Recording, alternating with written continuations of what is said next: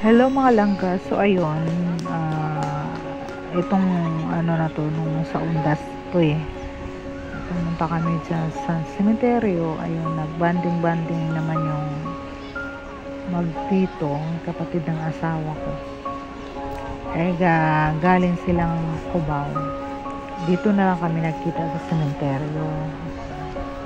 So ayan, kwento-kwentuhan muna habang tatambay-tambay. Alangan naman pagbisita mo, uuwi ka kaagad. Ay syempre, ayan yung Modra, pumosing-posing yung Modra Bells. Ang daming tao dyan, ang daming.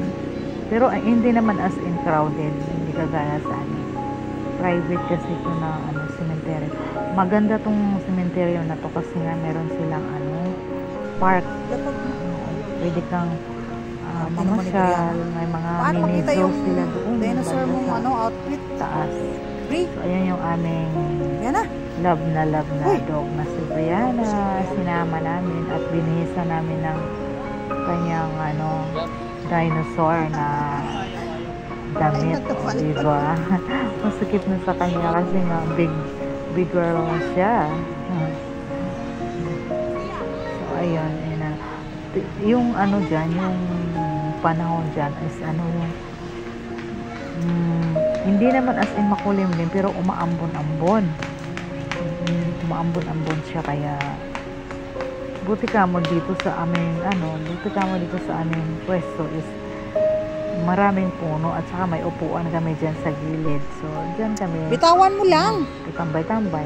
Ito naman yung aking anak na punso, love na love yung alaga namin si Brianna. Pinapasyal-pasyal niya.